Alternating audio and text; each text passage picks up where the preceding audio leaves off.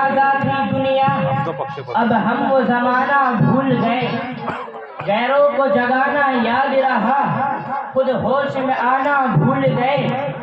اذان تو اب بھی ہوتی ہے مسجد کی فضا میں اے انور، اذان تو اب بھی ہوتی ہے مسجد کی فضا میں اے انور، جس ضرب سے دل ہل جاتے تھے وہ ضرب لگانا بھول گئے۔ منہ دیکھ لیا آئینے میں پر داغ نہ دیکھا سینے میں، جی ایسا لگایا جینے میں مرنے کو مسلمان بھول گئے۔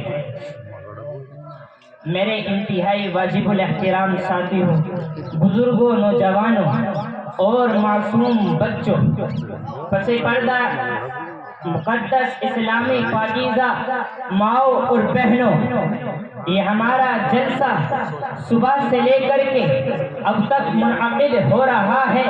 اس میں چھوٹی چھوٹی بچیاں، اس مدرسے کی طالبہ آپ حضرات کے سامنے اللہ کے نبی صلی اللہ علیہ وسلم کی احادیث آپ کو سنا رہی تھی، اور اسی طریقے سے اللہ کے احکام بیان فرما رہی تھی، اور آپ کو بتا رہی تھی کہ اے لوگو قولو لا الہ الا اللہ، لا الہ الا اللہ کہنے والے بن جاؤ، تفلحو تو تم کامیاب ہو جاؤ گے۔ یہ چھوٹے چھوٹے بچے اپنی زبان سے، اپنے ان چھوٹے چھوٹے الفاظوں سے، نرم لہجوں سے آپ کو بتلا رہے تھے، سمجھا رہے تھے۔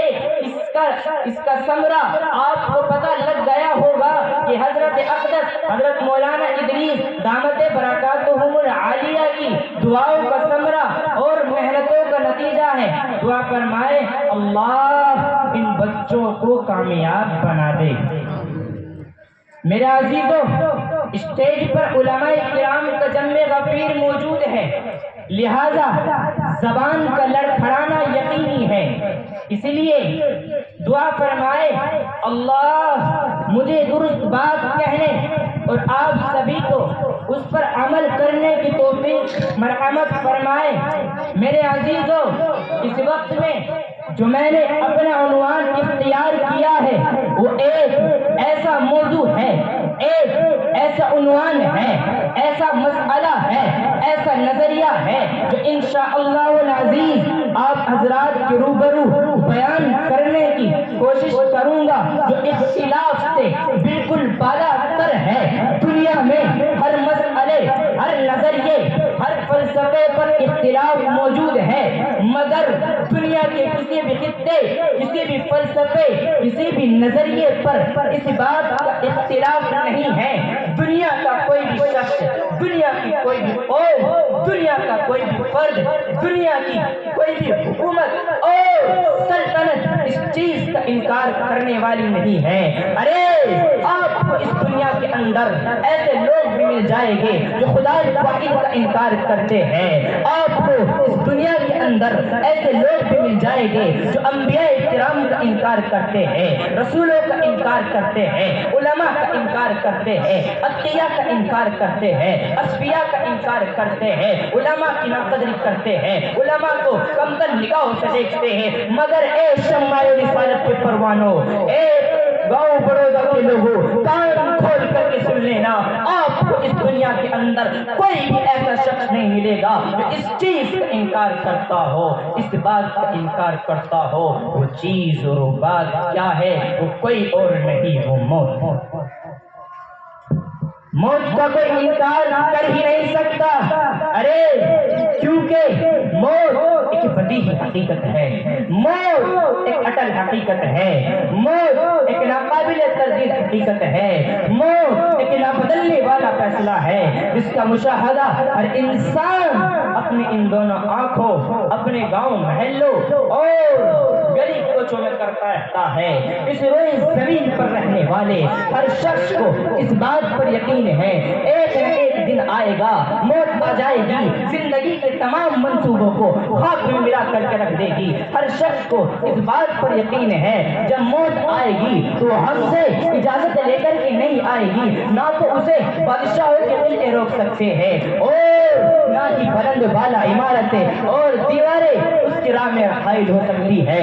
ہر شخص کو اس بات پر یقین ہے موت نہ تو فرعون جیسے متکبر کو چھوڑتی ہے اور نہ ہی موسیٰ جیسے کلیم اللہ کو بخشتی ہے۔ ہر شخص کو اس بات پر یقین ہے موت کی نظر میں افلاطون اور لقمان جیسے بڑے بڑے حکیم برابر ہے۔ ہر شخص کو اس بات پر یقین ہے نبی ہے اس کو بھی موت آنی ہے، ولی ہے اس کو بھی موت آنی ہے، کتب ہے اس کو بھی موت آنی ہے، ابدال ہے اس کو بھی موت آنی ہے، فقیر ہے اس کو بھی موت آنی ہے، امیر ہے اس کو بھی موت آنی ہے، غریب ہے اس کو بھی موت آنی ہے۔ ہر شخص کو، ہر فرد واحد کو اس بات پر یقین ہے، عالم ہے اس کو بھی موت آنی ہے، جاہل ہے اس کو بھی موت آنی ہے۔ میرے عزیزوں، مسند ابو یعلا کی ایک حدیث میں آتا ہے کہ تمام کے تمام لوگ مر جائیں گے، اللہ تبارک و تعالیٰ کے علاوہ کوئی باقی نہیں بچے گا۔ اللہ تبارک و تعالیٰ ملک الموت سے عرض کرے گا اے ملک الموت اب کون باقی بچا ہے؟ تو ملک الموت عرض کرے گا اے اللہ زمین آسمان کے تمام لوگ مر گئے، جبرائیل و میکائیل باقی رہ گئے اور آپ کے عرش اٹھانے والے فرشتے باقی رہ گئے اور ایک میں ہوں اور ایک آپ ہیں جن کو کبھی موت نہیں آتی۔ اللہ تبارک و تعالیٰ جاننے کے باوجود، علیم بذات الصدور کی صفت کے ساتھ متصف ہونے کے باوجود معلوم کرے گا اے ملک الموت کون باقی بچا ہے؟ تو ملک الموت عرض کرے گا اے اللہ، اے ربا، اے آقا، آپ کے عرش اٹھانے والے فرشتے باقی رہ گئے۔ تو اللہ فرمائے گا اے ملک الموت میرے عرش اٹھانے والے جتنے فرشتے ہیں وہ بھی مر جائے، لہذا وہ بھی مر جائیں گے۔ دوسری مرتبہ ملک الموت پھر آئے گا اور عرض کرے گا اے اللہ، آپ کے عرش اٹھانے والے فرشتے وہ بھی تھے جتنے تھے سارے کے سارے وہ دارے پانی سے دارے بقا کی طرف چلے گئے۔ اللہ معلوم کرے گا اے ملک الموت اب کون باقی بچا ہے؟ تو ملک الموت عرض کرے گا اے اللہ، اے آقا، اے ربا، جبرائیل و میکائیل باقی رہ گئے۔ اللہ فرمائے گا جبرائیل و میکائیل بھی باقی رہ گئے۔ اللہ فرمائے گا جبرائیل و میکائیل بھی مر جائے، لہذا جبرائیل و میکائیل بھی مر جائیں گے۔ اس کے بعد اللہ تبارک و تعالیٰ پوچھے گا اے ملک الموت، اے ملک الموت اب بتا کون باقی رہ گیا؟ ملک الموت عرض کرے گا اے اللہ، ایک تو آپ ہے جن کو کبھی موت نہیں آئے گی اور ایک میں ہوں۔ اللہ تبارک و تعالیٰ ملک الموت سے عرض کرے گا اے ملک الموت ہم نے تم کو جس کام کے لیے پیدا کیا تھا وہ کام تم نے پائے تکمیل تک پہنچا دیا، لہذا اب تم بھی مر جاؤ۔ لہذا ملک الموت بھی مر جائے گا۔ اللہ تبارک و تعالیٰ کے علاوہ کوئی باقی نہیں بچے گا۔ اللہ جیسے اصل میں تھا ویسے ہی ابد میں رہے گا۔ اللہ کے علاوہ کوئی باقی نہیں بچے گا۔ اللہ فرمائے گا میں ہوں زبردست غالب، میں ہوں زبردست غالب۔ پھر زمین آسمان کو 3 مرتبہ پھیلائے گا، پھر 3 مرتبہ لپیٹے گا، پھر 3 مرتبہ پھیلائے گا، 3 مرتبہ لپیٹے گا۔ تو فرمائے گا لمن الملک اليوم، بولو آج کس کی حکومت ہے؟ آج کس کی حکومت ہے؟ اس سوال کا جواب کوئی دینے والا نہ ہوگا۔ ہر طرف خاموشی ہی خاموشی ہوگی، ہر طرف سکوت ہی سکوت ہوگا۔ ارے وہ انسان جس کو اپنے مال و دولت پر بڑا ناز تھا، وہ انسان جس کو اپنے کاروبار اور کوٹھیوں پر بڑا ناز تھا، وہ انسان جس کو اپنی قابلیت اور صلاحیت پر بڑا ناز تھا، وہ انسان جس کو اپنے حسن و جمال پر، اپنی خوبصورتی پر بڑا ناز تھا، آج وہ گلی سڑی ہڈی ڈھانچے میں پڑا ہوگا۔ وہ انسان کچھ نہ کہہ سکے گا۔ فضائے عالم میں اعلان بار بار گونجے گا، بار بار گونجے گا۔ پھر اللہ فرمائے گا، اللہ خود ہی فرمائے گا لا خالق الا اللہ، لا رازق الا اللہ، لا مطلوب الا اللہ، لا لا مقصود الا اللہ، حقیقی خالق بھی وہی ہے، حقیقی مالک بھی وہی ہے، حقیقی رازق بھی وہی ہے۔ ارے کون؟ وہ اللہ جو اول بھی ہے، آخر بھی ہے، باطن بھی ہے، قائم بھی ہے، قیوم بھی ہے، مالک الملک بھی ہے، ذوالجلال والاکرام بھی ہے۔ وہ اللہ اپنی پہل سے بھی پاک ہے، اپنے ابتدا سے بھی پاک ہے۔ کائنات کے اندر ہر چیز کی ایک ابتدا ہوا کرتی ہے، ایک انتہا ہوا کرتی ہے۔ اس کائنات کے اندر ایک اللہ ہے جس کی ابتدا کوئی نہیں، انتہا کوئی۔ وہ اول ہے لیکن اس کا پہلا سرا کوئی نہیں، وہ آخر ہے لیکن اس کا آخری سرا کوئی نہیں۔ وہ موجود تو ہے لیکن جگہ میں سماتا نہیں ہے، وہ موجود تو ہے لیکن زمانے سے پاک ہے، وہ موجود تو ہے لیکن شکل سے پاک ہے، وہ موجود تو ہے لیکن بیوی بچوں کا محتاج نہیں ہے، وہ موجود تو ہے لیکن کھاتا نہیں ہے، وہ موجود تو ہے۔ ارے وہ اللہ موجود تو ہے لیکن اونگتا نہیں ہے، وہ موجود تو ہے لیکن تنہائیوں سے گھبراتا نہیں ہے، وہ غافل نہیں ہے۔ ارے اندھیرے اجالے برابر، دن اور رات برابر، زمین آسمان برابر، خاکی و آبی برابر، خلا و پہاڑ برابر۔ ارے انسانوں کا بادشاہ، جناتوں کا بادشاہ، ہواؤں کا بادشاہ، لوہے اور چاندی کا بادشاہ، سورج اور مورج کا بادشاہ، شکل و آلات کا بادشاہ، بحر و بر میں اڑنے والے پرندوں کا بادشاہ، عقاب کی جھپٹ کا مالک، سانپ کے بل کھانے کا مالک، اور اس کے اندر پیدا ہونے والے زہر کا خالق، صدف کے اندر پانی کے موتی میں بدل جانے کا مالک اور خالق۔ حضرات اللہ وہ اللہ ہے جو دنیا کے پانی کے قطرے کو کبھی آم میں بدلتا ہے، کبھی انار میں تبدیل کر دیتا ہے۔ کیا طاقت ہے اس ذات کی، کیا عظمت والا شہنشاہ ہے کہ لکڑی بھی کڑوی ہے، پتے بھی کڑوے ہیں، اس کے اوپر تمام کی تمام چیزیں کڑوی ہے، لیکن جب اس کو چیرا تو اندر سے ایک جہان نظر آیا، دانوں کو دیکھا تو موتی جیسی چمکتے نظر آئے۔ وہ کون ذات ہے جو ان دانوں کو گھڑ گھڑ کر بناتا اور سفیدی سرخی دے کر کہتا بول میرے بندے کون ہے خالق، کون ہے؟ میں آپ کو اس اللہ کی تعریف کہاں تک سناؤں؟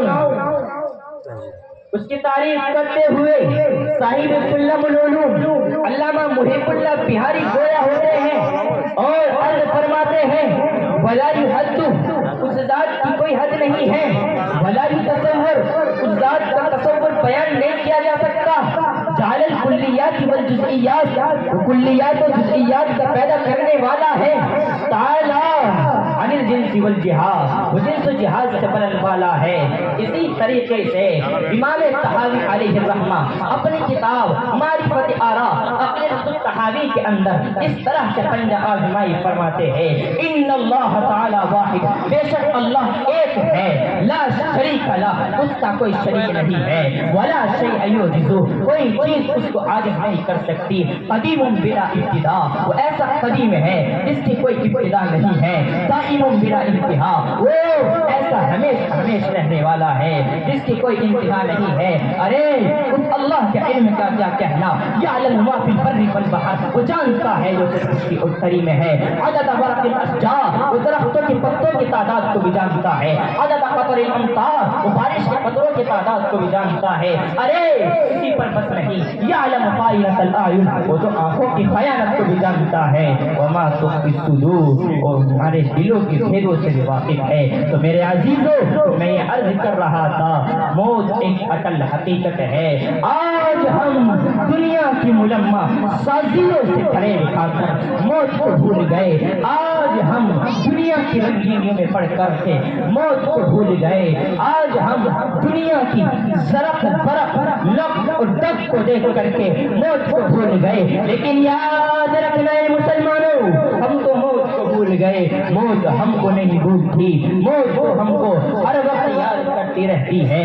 انا الموت، انا الموت، موت ہوں، میں موت ہوں، انا الموت الذی افرق بین البنات والامہات، موت ہوں جو بہنوں اور ماؤں کے درمیان جدائی ڈالتی ہوں، انا الموت الذی افرق بین الزوج والزوجہ، موت ہوں جو شوہر اور بیوی کے درمیان جدائی ڈالتی ہوں، انا الموت الذی افرق بین کل حبیب، موت ہوں جو دوستوں کے درمیان جدائی ڈالتی ہوں۔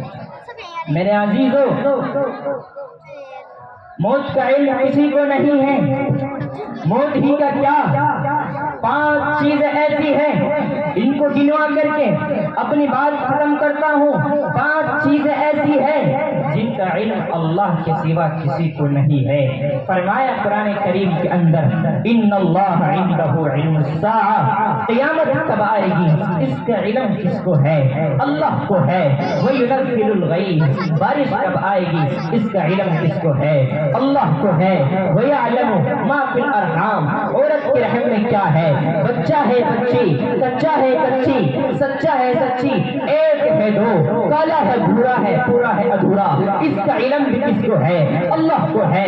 وَمَا تَدْرِي نَفْسٌ مَاذَا تَكْسِبُ غَدًا، کل کیا کروں گا، کل کیا ہونے والا ہے، اس کا علم بھی کس کو ہے؟ اللہ کو ہے. وَمَا تَدْرِي نَفْسٌ بِأَيِّ أَرْضٍ تَمُوتُ، موت کب آئے گی اس کا علم بھی کس کو ہے؟ اللہ کو ہے. ان چند معروضات پر اس گنہگار نے آپ کے سامنے چند معروضات رکھی ہے. دعا فرمائے اللہ مجھے اور آپ کو ان باتوں پر عمل کرنے کی توفیق عطا فرمائے. وآخر دعوانا الحمدللہ رب العالمین. بہت اچھے